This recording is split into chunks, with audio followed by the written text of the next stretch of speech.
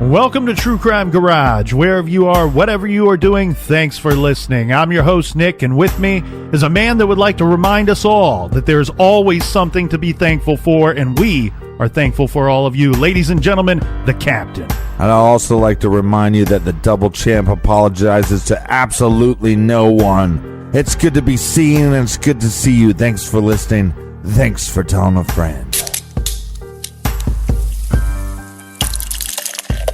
Today we are drinking Chamhopnay by the brilliant minds working hard over at the last days of Autumn Brewing Company in beautiful Knoxville, Tennessee. Garage grade, 4 out of 5 bottle caps.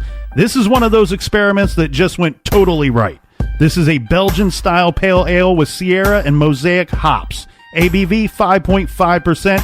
And this week's beer was brought to us by these crazy turkeys right here. First up, from the very mysterious parts unknown, we have Gene K. Hi, Gene. I thought you were going to say the beer fun came from these crazy turds instead of turkeys. Next, let's go out east and give a long-distance cheers to Max in Munich, Germany. And speaking of poopy, we have a big long-distance shout-out to Shoopy and Bisbang, Australia. And back to parts unknown in the old PU, we have Ashley P. All these poop references on PU. And a big shout-out to Stephen H. Next up, Victoria. And a big we like your jib to Violet. Violet, you're turning violet. Next up, we have Dr. Fahmy Malik, who says he would donate more, but he's running out of hush money. And last but not least, we have Caitlin in Partyville, Wisconsin. Everyone we just named went to truecrimegarage.com and donated to this week's beer fund. And for that, we thank you. And for that, we're very thankful. And that is enough of the business. That's right, everybody gather around, grab a chair, grab a beer. Let's talk some true crime.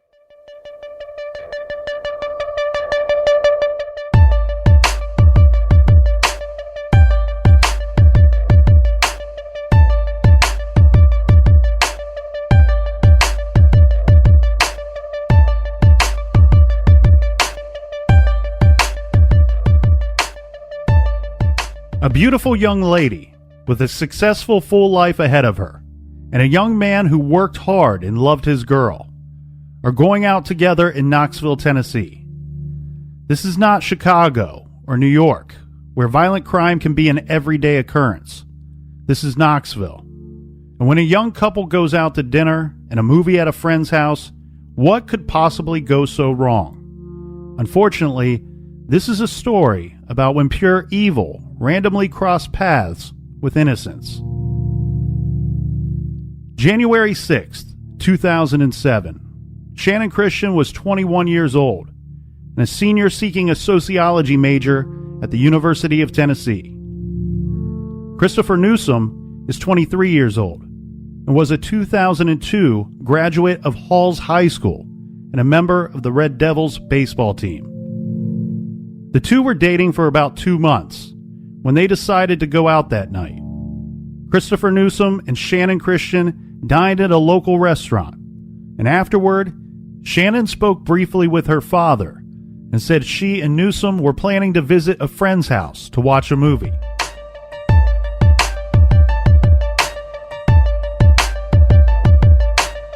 Now let's go to 2316 Chipman Street, Knoxville, Tennessee, where resident 25-year-old Lamarcus Davidson was broke and angry. His girlfriend Daphne Sutton recently left him. He had no car and he had no money. He is a robber, a thief, and a drug dealer. He spent 6 years of his life in prison, and in January of 2007, he was on parole for carjacking. Lamarcus goes by the name Marcus, and for the sake of simplicity, we will call him that. Marcus grew up poor in a house with 4 other children. Their mother was pregnant with her first baby, Marcus's older sister, when she was just 14. Most of the children had different fathers and different last names. Marcus's little brother, Latalvis Cobbins, 24 years old, came to Knoxville from Kentucky to stay with him. He brought along a friend, George Thomas, and a girlfriend, Vanessa Coleman. None of the three had jobs, money, or vehicles. Cobbins and Thomas were homeless. Let's listen to Latalvis as he tells us his version of events that took place between New Year's Eve and January 7th, 2007.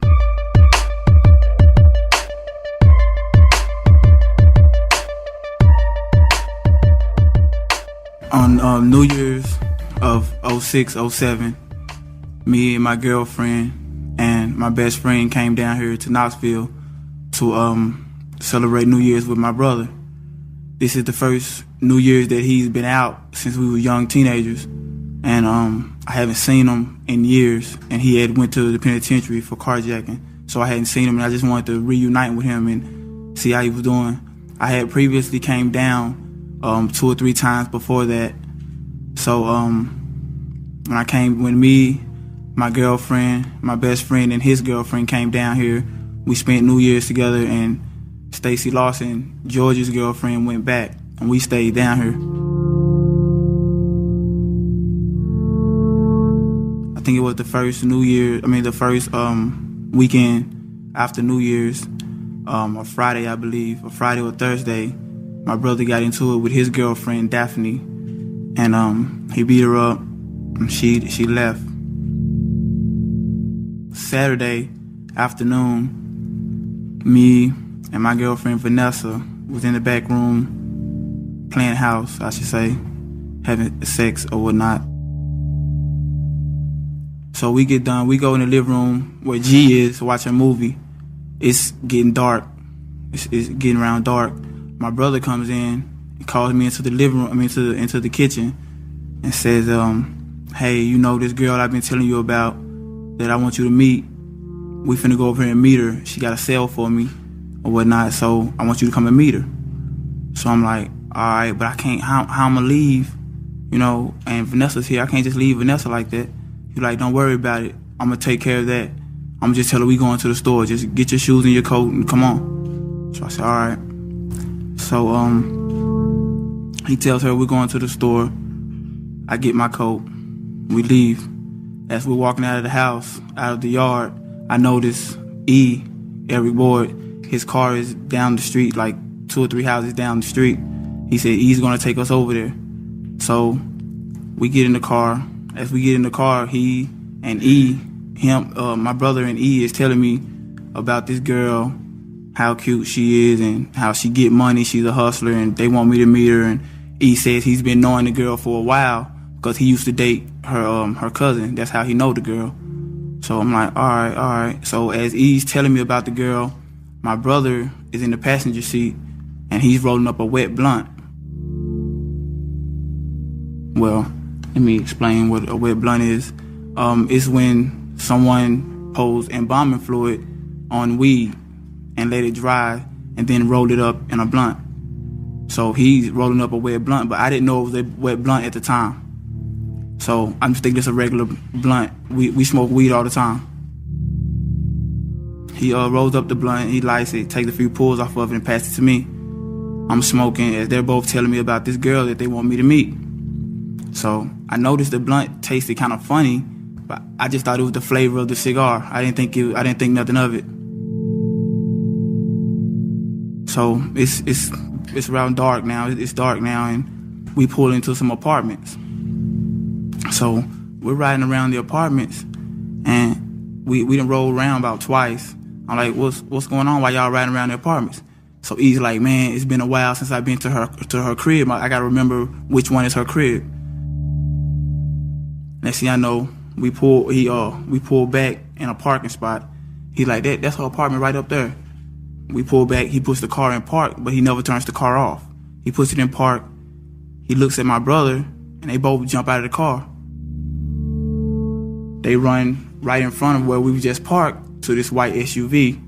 I noticed at the SUV, it was a girl sitting in the driver's side and a guy standing at the driver's side. The door is open and they're hugging or kissing or something. My brother and they carjacked these people, and I get out of the car, man, what y'all doing? What's going on? What y'all doing? They pull out. He said, man, follow us. I said, man, what are y'all doing? I'm finna go back to the house. I don't want nothing to do with it. Y'all tripping, man. Y'all tripping. He was like, man, we finna go back to the house. We going back to the house. Just follow us. You don't know where you're going. Just follow us. So I said, man. The two people that they just carjacked and kidnapped is Channon Christian and Chris Newsom. Here's Channon Christian's father, Gary Christian. To Channon and Chris, that carjacking went down, you come down your stairs and you go get in the car and you are cranking your car and your boyfriend gets inside the door there, gonna get him a little sugar. Boom! There's a gun in the back of your head and some big sucker gets in your 4Runner and puts a gun on you just like that. It's done.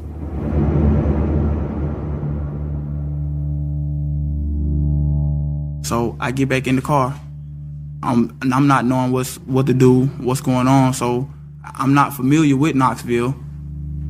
I'm saying, man, all right, I'm gonna follow y'all. We're going back to the house, right? He said, yeah, we're going to the house. Just follow us. I follow them back to the house. They park. The house is here. The street goes down this way. They park in front of the house. I pass them in the white car and park like 3 houses down across from this girl named Rhonda Dukes, who buys drugs from my brother. I park across the street from her house. I start walking back up towards the house. The white SUV is facing in the area that I'm coming from. I can tell that it's movement going on inside the truck, but it's dark and they don't have the light on inside the truck, so I don't know what's going on, but I can tell it's some movement going on. So I walk past the truck, go into the yard, run up to the door, boom, boom, boom, beat on the door.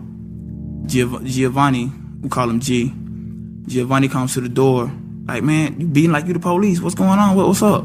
He looked past me like, oh, that's a nice truck, nice ride. Who ride that is? I said, man, you don't even want to know, man. These folks is tripping. He like, what you mean? I said, man, they just carjacked these people, man. They just carjacked these people, man. I don't know, man. They tripping, man. They tripping. I said, look, forget that. Just go and get your stuff. Get a few things. Man, we got to get up out of here. This is not the place to be right now. We got to get up out of here. What Vanessa said? Man, she back there asleep. I said, man, all right, we got to get up out of here. He like, man, what happened? I said, man, it don't even matter what happened. We got to get up out of here. So as I'm telling him all of that, my brother walks in with the girl. He got her by her arm, and he's put his hoodie over her, and the hood is over her head.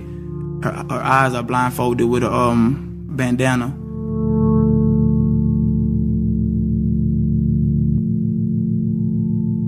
He comes in. Every boy comes in behind him, holding the guy. The girl got a bandana around her eyes and her hands bound in front of her.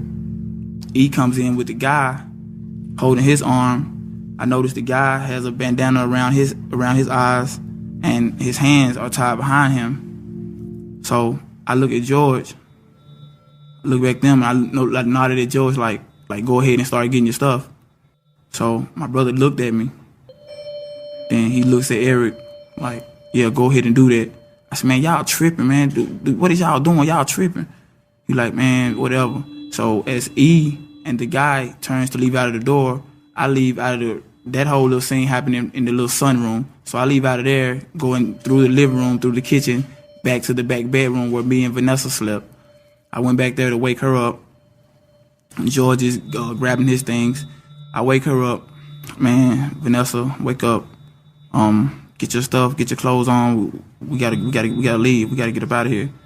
She was like, baby, what's wrong? What's going on? I said, don't worry about that. Just grab some of your stuff. We got to get up out of here. You know what I'm saying? My brother and them, they tripping. They just done some shit, man. We just get your stuff together. And don't let my brother know what you're doing. We got to get up out of here. So as I'm telling her this, my brother calls me to the living room. As I come in the living room, I notice the girl. I come through the door of the living room. I notice the girl is sitting here against the wall with the hood is off of her now. I notice the blindfold is pulled down. It's hanging around her neck. The living room was dark. The light was off. The only light in the living room was the TV from the DVD, the blue light shining from the TV. So I couldn't really tell if her hands were still bound, but to me, I think they were. I think her hands were still bound. So I go into the living room. What's up? What's going on, man? What's good? He was like, man, go get me some water out of the kitchen. So I go get the water. I bring it back to him. I said, man, y'all tripping, man. Y'all tripping. He like, man, nah, don't even worry about it. Don't worry. I said, man, y'all, come here. I gotta talk to you, man. You tripping. He like, all right, hold on. So he gives the girl the water. She drinks it. Give him the cup back. He gives me the cup. He said, hold on, just hold on. I go back into the kitchen, put the cup in the sink, just standing there like, man, I don't know what's going on. They tripping. So as I'm standing there, I'm starting to feel the effects of that wet blunt, because I never did that. My brother have done it before. He tried to get me to do it. I'm like, if it ain't regular weed, I don't want it. So I'm starting to feel real ill, real sick. So then he comes into the kitchen. He's like, yeah, what's up? I said, man, y'all tripping, man. Man, what is you doing, man? Do you even know what you doing, man? You tripping. You like, nah, I got this, man. Don't worry about it. I got this. I said, man, how you got it, man? You just contacted these folks and brought them back to your crib, man. You tripping, man. That's dumb. That's stupid. You like, man, I got this, man. I said, man, look here. Don't have the police come looking for me over some stuff you done did, man. Don't. He like, man, if the police do get involved, I'll take my charge. I done been to the penitentiary before. It ain't nothing. I'll take my charges. I said, you better. I said, man, and I think that's real effed up about, you know what I mean, how y'all got me out there, man. Why you lie to me like that? He was like, shh, I know if I told you what we was going to do, you wasn't going to come. So that's the only way I can get you out there to tell you, about the girl I've been telling you about. I said, man, that's messed up, bro. I supposed to be your brother, dude. You supposed to tell me, man, don't worry about it. I got this, man. You sound like a little girl. You want purses and makeup? I walked out, went back into the back bedroom where George and Vanessa were.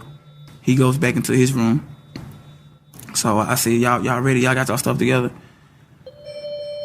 He said, G said, man, this is crazy, man. This is crazy. So Vanessa said, man, baby, what's going on? You don't look right. What's going on?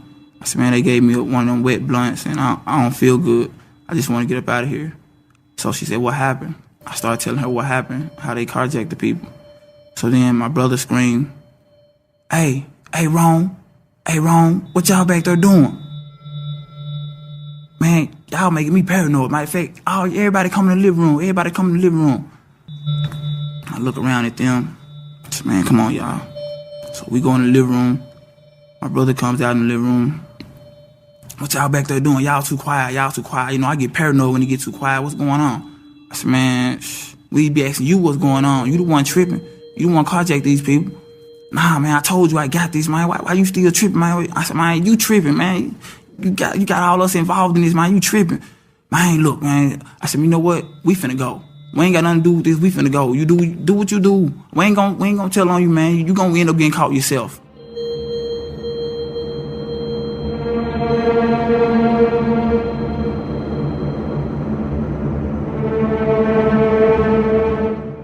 Nah, ain't nobody going nowhere. What you mean ain't nobody going nowhere? We finna go, dude. You ain't talking about nothing. We finna go. Nah. He put his gun out of his pocket. He didn't point it at nobody, but he just pulls it out. I'm like, dang, bro, you gonna kill me now? You pulling your gun on me? You gonna kill me now? I'm your bro. You gonna kill me? Nah, I ain't gonna kill you. But I'll shoot your ass, but I ain't gonna kill you. George, you know I don't like you anyway. I'll shoot you. And Vanessa, don't make me shoot your little pretty butt.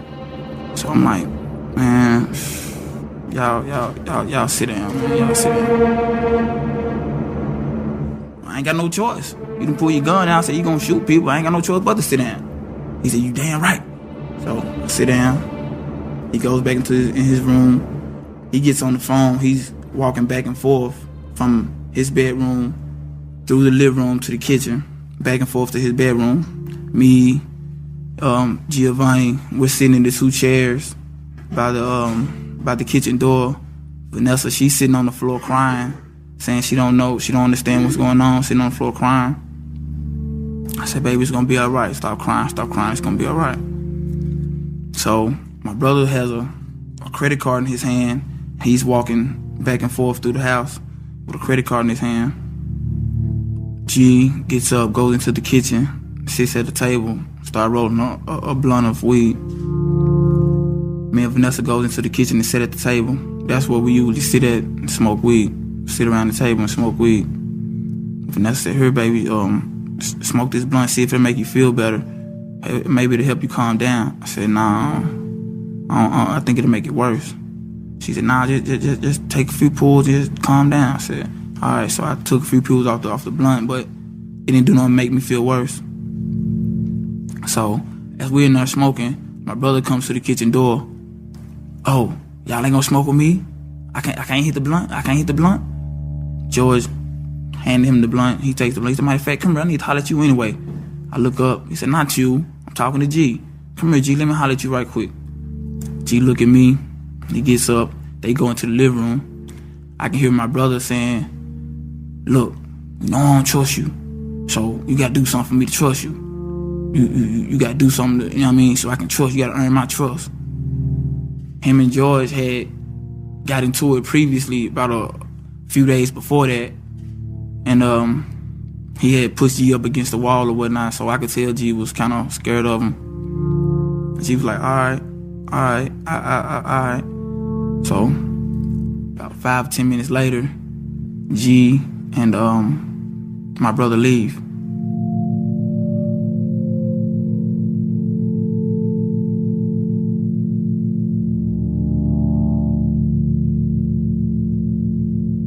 While they're gone, the girl is still in my brother's room. Vanessa's she's telling me her stomach is hurting. So she gets up and goes to the bathroom. I tell her that I'm finna go and check on the girl. As I go and check on the girl, ask her, is she okay? She asked me, could she get some water? I brought her some water out of the refrigerator. When I went into the room, she's laying on the air mattress with her hands bound over her head. She's laying on her back. Her hands are tied, still tied like this, and tied to a duffel bag full of free weights and books and stuff. Same thing with her feet. Her ankles are tied, and it's tied to a duffel bag. It's tied to a duffel bag with weights and books in it. I untied her hands. Well, I didn't untie her hands. I untied the string that was going to the duffel bag. I untied it so she could sit up and drink the water. I gave her the water. She drank the water like that.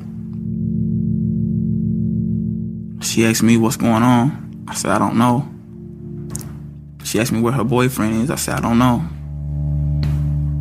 She asked me could she smoke a cigarette. Her cigarettes and her purse was sitting on the bookshelf behind me.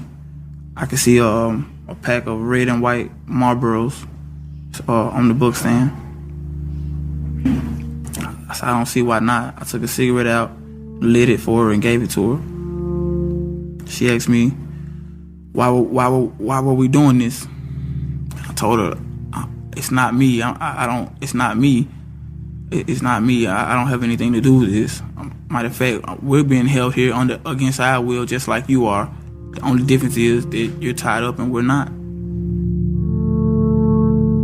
She started asking me, would I convince him to let her go? I said, I'll try. She said, just please, just please. She said, please, can you just convince him to let me go? I said, I'll try. And she said, I'll do anything. Just please, just let me go. And she even offered oral sex.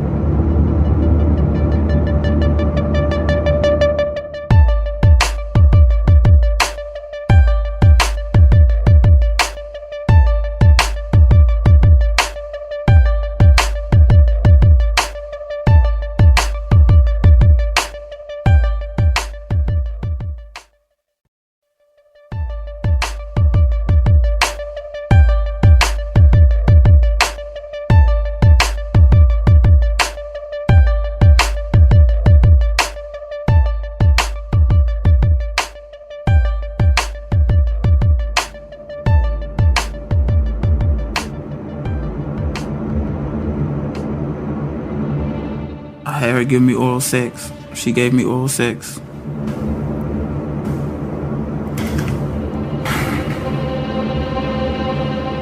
As I started to ejaculate, I heard a noise outside, and I heard Vanessa flushing the toilet. So I got spooked. I jumped up, fixed my clothes. As I ejaculated, it got on her shirt and some on her pants.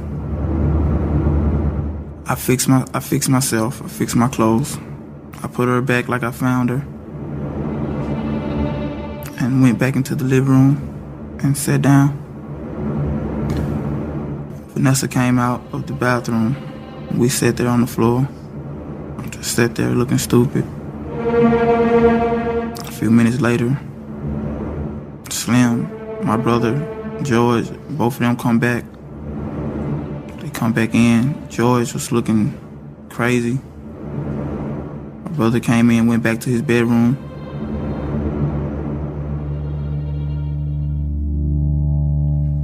George came in, went to the back, then sat back at the kitchen table.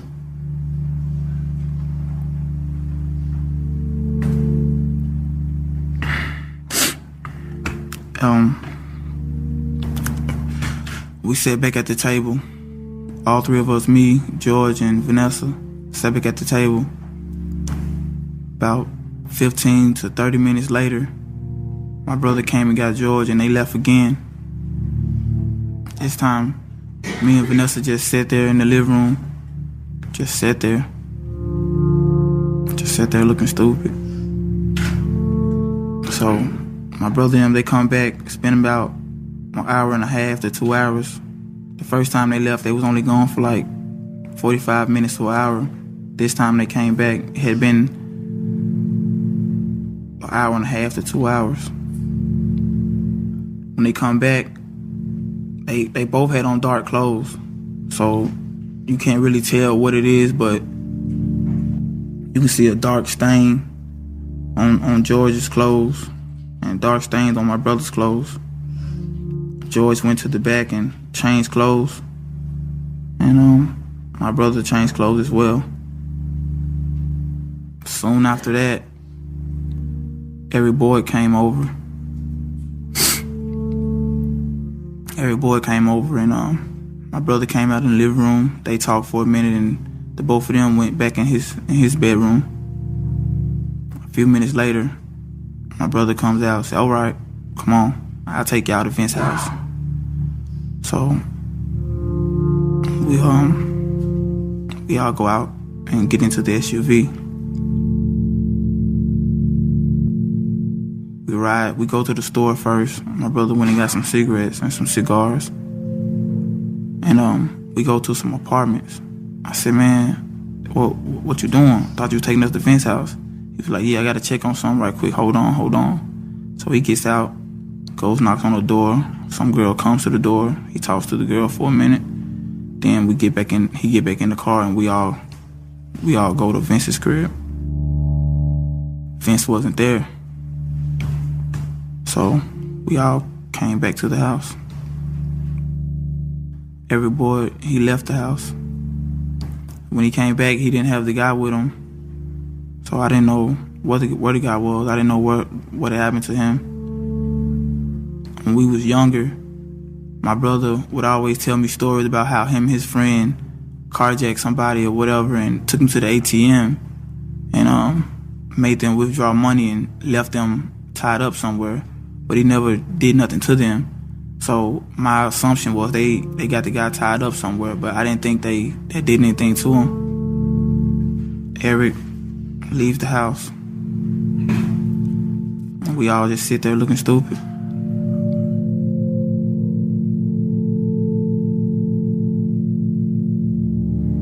My brother goes back into his room. My brother keeps the back door. It got a deadbolt lock that you can only open with a key. He keeps that lock at all times. He got nails in the windows where you can open it, but it'll only open like that far. Me, George, and Vanessa went to the back room talking. In the back room or whatever. That's the end of Saturday night, going into Sunday morning. Sunday afternoon, Pimpin', the guy named Pimpin' that gets drugs from my brother, he came over to get some drugs from my brother, but I don't know if he got any or not. He didn't come. He didn't stay at the house long, so I don't think he got anything. Time goes past. Sunday night, my brother's girlfriend, Daphne, comes over. He's called on the phone and told her to come and get her things. So she comes over. I had forgot that she came over because I didn't really look up at her. I didn't speak to her or nothing like that. So I forgot she even came over.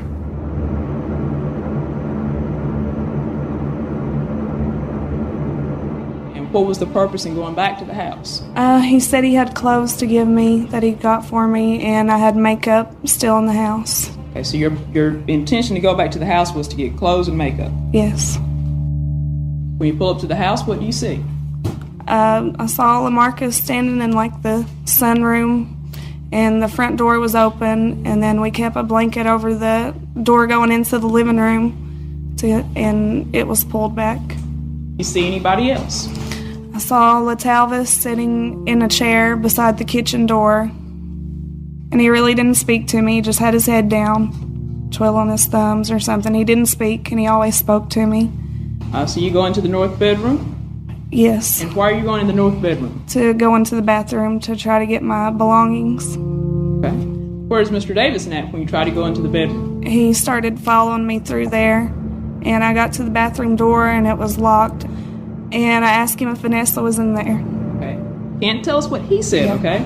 But you tried to get into the bathroom right here? Yeah, I assumed Vanessa was in there. I could hear water running, and it sounded like something fell into the sink or something.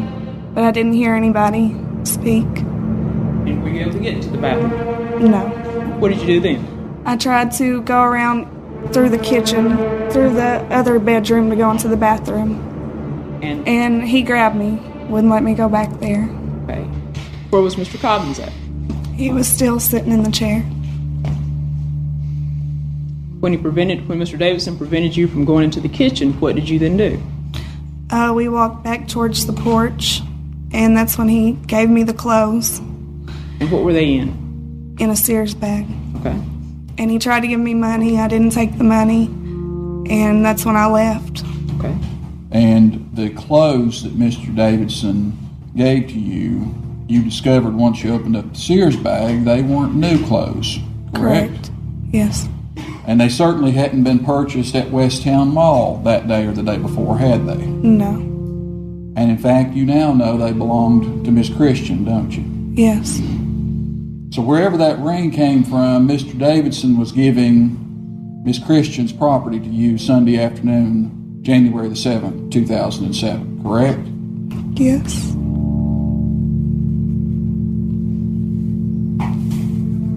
You need a minute?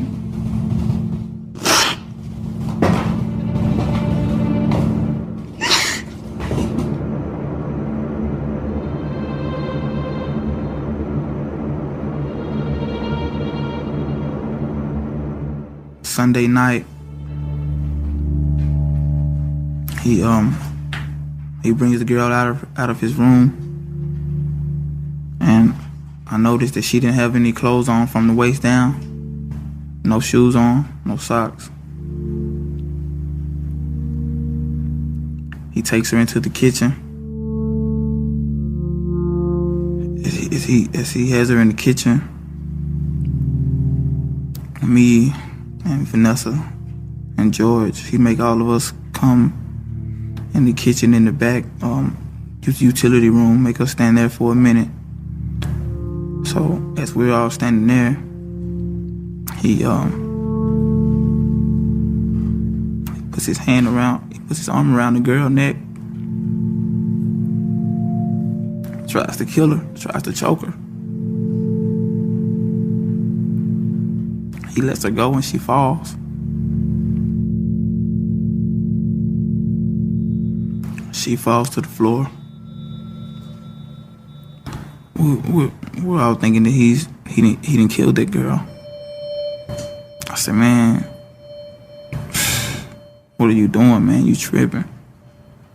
So at this point, it wasn't even no talking to him. He was just like a madman. He was just crazy.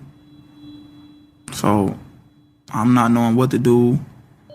I'm feeling bad because I done brought my girlfriend and my best friend down here, and now we're all caught up in this madness. I don't want anything to happen to them. I don't want anything to happen to me either. So I didn't do nothing to stop it. I didn't do anything to stop it. When the girl was on the floor, my brother waved his gun at Vanessa, made her come and check the girl's pulse. And Vanessa said, I don't know. So then my brother gets mad, puts the gun to her head and says, you better know, you better check it and find out, you better know. So Vanessa starts crying. She's like, I don't know. I can't tell, I'm not a nurse, I don't know what to do, I don't know. He looked at me, I said, man, I'm not doing nothing. You might as well shoot me right now, I'm not doing nothing. He said, man, what? He looks at me and then looks at Vanessa. And, man, well, get this bitch out of here then. Take her in the other room. I said, man. So at that point, I'm like, okay, this is our chance. This is our chance to escape. We can get out of here. So I said, come on, George. We going to the living room. She said, nah, George, you stay in here. You stay in here with me. I said, man. So we went in the living room and sat there. Vanessa's crying. I'm holding her, telling her to stop crying. My brother ties the girl up in a fetal position.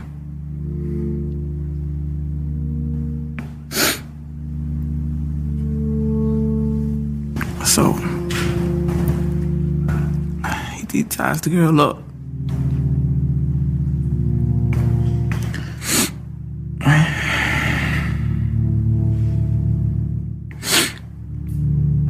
He ties the girl up. Put her in the garbage can.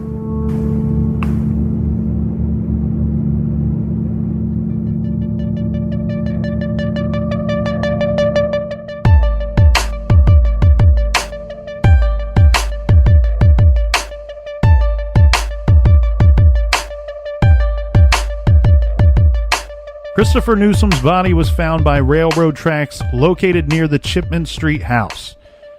There were 3 bullet wounds found on his body. On January 8th, 2007, Channon Christian's 4Runner was located near the Chipman Street address by friends who were searching for the couple. Investigators with the Knoxville Police Department were able to process fingerprints found inside the 4Runner. The prints were identified as belonging to Marcus Davidson. Further investigation revealed Davidson had a residence at 2316 Chipman Street. On January 9th, 2007, entry was made to the Chipman Street house via a search warrant, and 5 minutes later, Channon Christian's body was found in a trash can. This would ultimately lead to the arrest of 5 suspects in this case. The 5 arrested are George Thomas, Latalvis Cobbins, Marcus Davidson, Vanessa Coleman, and Eric Boyd. Ultimately, all 5 of these individuals would claim some form of involvement in the brutal rape, beatings, and torture of both of these individuals that lasted hours and, unfortunately, in Christian's case, days. They would all turn on each other. They would admit some involvement, but they all kind of removed themselves as being the ringleader or the one ultimately responsible for what happened to both of these individuals. And I know that we played Latalvis's version of the events for you. I want to be clear on something here. That is not exactly how this all went down. While he paints a nice picture of him not having a lot of involvement in this case, if you review the statements given by the other suspects, his involvement is heightened in all of those other statements. All the suspects were scheduled to be tried separately. On April 16, 2008, Eric Boyd was found guilty in federal court of being an accessory to a fatal carjacking and for failure to report the location of a known fugitive. Boyd was the only suspect not charged with murder. He was sentenced to the maximum of 18 years in federal prison. He is incarcerated at a low-security federal prison in Mississippi. On August 25, 2009, Latalvis Cobbins was found guilty of the murders of Channon Christian and Christopher Newsom. Cobbins faced the possibility of the death penalty because he was convicted of first-degree felony murder in the case of Christian. He was found guilty of facilitation of murder for Newsom. Cobbins was sentenced to life without parole. On October 28, 2009, Lamarcus Davison was found guilty. The jurors unanimously found Davidson should receive the death penalty for his 2 first-degree felony murder charges and the 2 premeditated first-degree murders of Christian and Newsom. In June 2010, Davidson was sentenced to 80 years for other charges related to the murders. The date for his execution has not yet been set, but know this: Tennessee is pretty slow when it comes to killing those that deserve to die for their crimes. Billy Ray Irick was the last person in Tennessee to be executed and spent 32 years on death row. The next man that is scheduled to die is David Earl Miller, who has been on death row waiting for the Reaper since 1982. His date with death is right around the corner, December 11th, 2018, so hopefully this is his last turkey dinner. On December 8th, 2009, George Thomas was found guilty on multiple counts. The jury returned a sentence of life in prison without the possibility of parole on each of 4 capital convictions. The convictions of Boyd, Cobbins, Davidson, and Thomas left Vanessa Coleman as the last defendant to face trial. She was granted immunity by federal authorities for testimony in the federal case on the carjacking, but the state courts ruled that the federal grant of immunity could not extend to the state charges on murder and rape. On May 13, 2010, Coleman was acquitted of first-degree murder but found guilty on lesser charges. On July 30th, she was sentenced to 53 years behind bars. In October of 2011, the presiding judge at the original trial, Richard Bumgardner, was disbarred after an investigation revealed that he had illegally purchased prescription pain pills from a convicted felon under his supervision. He had admitted to being addicted to drugs and was accused by a woman of trading legal favors for sex during breaks and court sessions. These actions were held to have impaired his ability to conduct trials during his final 2 years on the bench and compromised all trials he held during this time. In December of 2011, a judge, John Blackwood, ruled that Bumgardner was impaired and granted new trials to Davidson, Cobbins, Thomas, and Coleman. In May of 2012, the Tennessee Supreme Court vacated that ruling and allowed the original convictions to stand. Further legal maneuvering eventually resulted in retrials for Thomas and Coleman, but not for Cobbins and Davidson. Facing the same charges as in her first trial, on November 20th, 2012, Vanessa Coleman was convicted by a jury of facilitation of aggravated kidnapping, rape, and murder of Channon Christian, but not of Christopher Newsom. Blackwood sentenced Coleman to 35 years in prison.